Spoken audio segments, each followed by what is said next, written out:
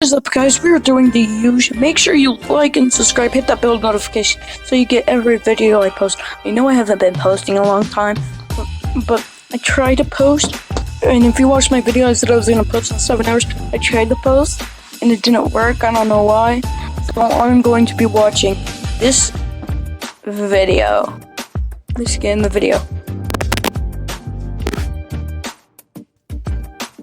Okay, so it says I am a gold digger. I don't know what that's supposed to mean. It says a boy on there, but Hey, my name is Henry, and I'm a gold digger. After I finished college, I worked at a number of companies, but I realized that it was not worth it. Alright. Working from 9 to 5 was not going to get me anywhere. I felt rich only during the first week of the month, and then I was just waiting for next month's salary. So, Wait a minute. Working from 9 to 5 was not going to get me anywhere. I felt rich only during the first week of the month, and then I was just waiting for next Why does he look poor? Help? month's salary. So, I decided to become a gold digger. I created a profile on one of those online dating apps, and I only poked rich, middle-aged women. I ended up meeting Sandra. She obviously had a few face fillers here and there, but overall, she was a very nice-looking lady. I went to meet her at her house, which was more like a mansion. But she was wearing a red dress and a Rolex watch that was at least $200,000. Wow! When she saw me, she had a big smile and said, "You look better than the pictures." We had a nice dinner of steak and wine that was made by her private chef, and then before I knew it, she leaned in to kiss me. It was okay. Now, Sandra is not stupid. She knew I was dating her because of her money, but she needed someone beside her because she was too lonely after her husband died 10 years ago. We started dating, and 1 month later, she invited me to live with her. I was more than happy to move in. I had access to everything she owned. You know, money, expensive cars and all, which meant I didn't have to work anymore. I could just play games all day and spend time with her. But then I met Sandra's daughter, Mandy, who was incredibly hot. I thought she would hate me because I was way younger than her mother, but she said, "It's a cruel world out there, and I don't blame you for being a gold digger." Wow, she was so open and relaxed about it, which encouraged me to make the move. One night after dinner, while Sandra was making some phone calls, I came on really hard on Mandy. I moved my chair next to her and I started touching her blonde hair. Then I said, Why? "You look amazing. Any guy would be lucky to have you." Then I leaned over to kiss her, and to my surprise, she didn't show any objection. We had a long kiss, but we stopped after we heard Sandra's footsteps. Then everything became 10 times better. Sneaking out behind Sandra's back to be with Mandy was exciting.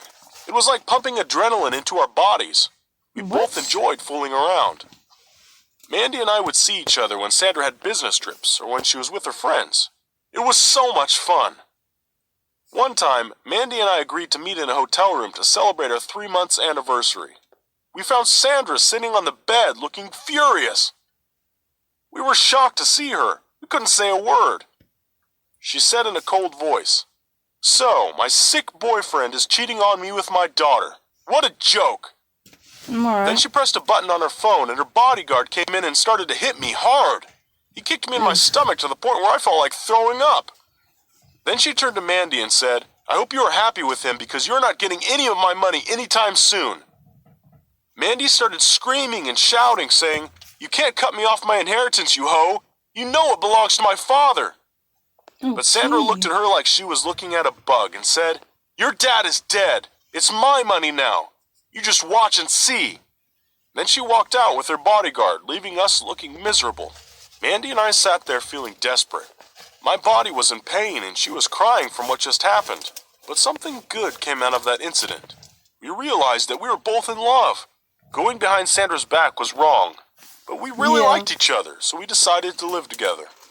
I told Mandy, "Don't worry, dear, I'm going to take care of you." I took Mandy to live with me in my old apartment. We both got jobs and life was just about right. Until she got pregnant. We both were surprised, but mostly worried. I would be screwed. Mandy asked, "How are we going to take care of this baby? I mean, we barely have enough to take care of us." I was worried about this too, but I tried to comfort her by saying, "I've got some savings and I could work 2 jobs to provide for you. Don't worry." I didn't know that everything would go downhill from that point on. Mandy gave birth to a beautiful baby girl that we called Nicole. Mandy stopped working to take care of the baby.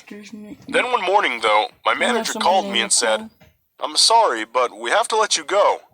I was shocked. I asked him why he said the decision came from the top manager. "If we don't fire you, we'll lose one of our biggest clients. I'm sorry, but we can't risk that." That nasty old woman, she must be the one behind this. Oh, how I hated her. I begged and told him that I had a family and I'm expecting a baby. But he showed no mercy. I was fired. I tried to take different jobs here and there, but the pay I got didn't cover the bills and the baby's necessities. Suddenly, we couldn't afford staying at my old apartment. We moved to a trailer house, and after that, we ended up in a homeless shelter. Our first night was horrible. People of all kinds were sleeping in the same room. I was afraid that Nicole would get sick because of how dirty the place was. Mandy was scared too. On our fourth night, Mandy couldn't take it. She screamed at me and said, "I can't put up with this horrible life anymore. You are the reason behind all of this. I want out." "What do you mean?" I asked. "I mean I'm going back to my mom. It was a mistake leaving that house for stupid love like this. I'm taking Nicole with me," she responded furiously. She didn't wait for me to say anything. She took Nicole and went out. The following week, I received our divorce papers. I tried to call Mandy, but she didn't pick up the phone. Divorce? Apparently, Sandra agreed to take her in only after she breaks up with me. I lost my family and I became depressed. I lived on the streets for months. Then one day while I was sipping my coffee, I noticed only after she breaks up with me. I lost my family and I Why do you have a gold chain on then with a money sign? became depressed. I lived on the streets for months. You lived on the street. Then one day while I was sipping my coffee, I noticed that an old man was about to fall. He was using his crutches and he slipped. I rushed to help him. After I made sure he was sitting on the bench, he said, "Thank you, young man. Would you like to join me for breakfast?" I was starving, so I agreed. We sat at a coffee shop and talked for hours. I ended up telling him my whole story. "I think I've got a job for you, if you're interested," he said. "Yes, I would do anything," I replied. The old man turned out to be one of the richest businessmen in the city. He got me a job at his company with an initial salary of $10,000. Jesus I was Christ. beyond excited.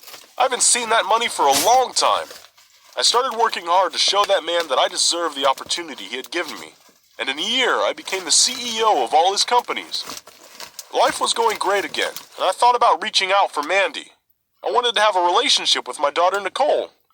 But unfortunately, I was told that Mandy had left the country to live in Europe. I was upset, but I couldn't do anything about it.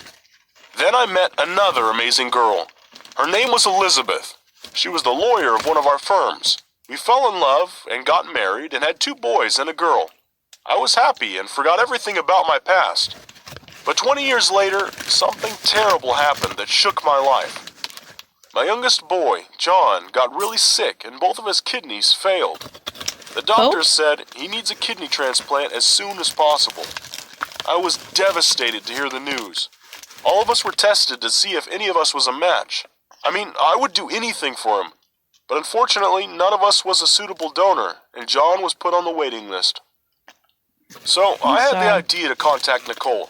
I mean, she is John's half-sister, and she could save his life. The next day, I went looking for her.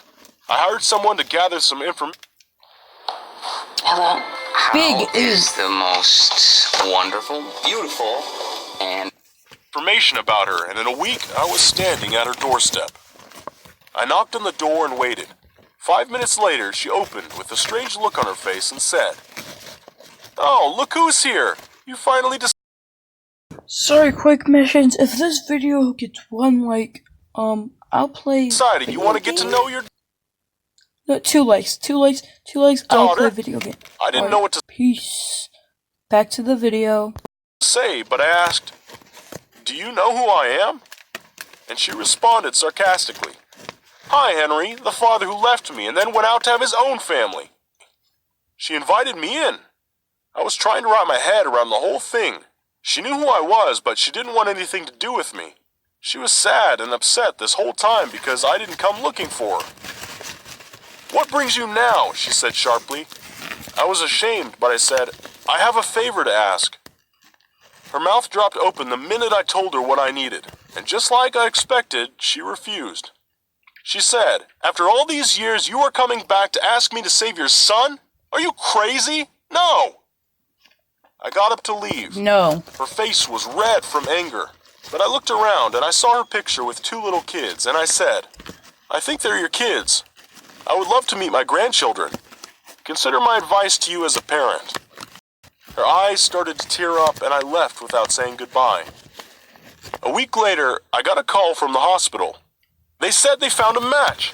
The whole family was beyond excited, but I was the only one who knew who the donor was. John had the transplant and he was on his way to recovery. But when we were in the hospital taking care of him, the door opened and Nicole came in with her kids. I smiled and said, "Hey everyone, please meet John's donor." The whole family looked surprised, but they showered her with hugs and kisses. Then I said quietly, "She's also your half-sister." The fun turned into a complete shock. It took hours of explanation and telling my story over and over again for them to understand. Why'd you My tell wife so in many particular times? was Just say not once, you'd be happy like, about "I'm what done." happened. But in the end, she has become part of the family. And I couldn't be more grateful to marrying her mom years ago. What do you think of my story? Let me know in the comments below. And don't forget to like the video and subscribe to our channel. Okay, so make sure you like and subscribe, leave a comment, and yeah, that should do it for the video. Peace.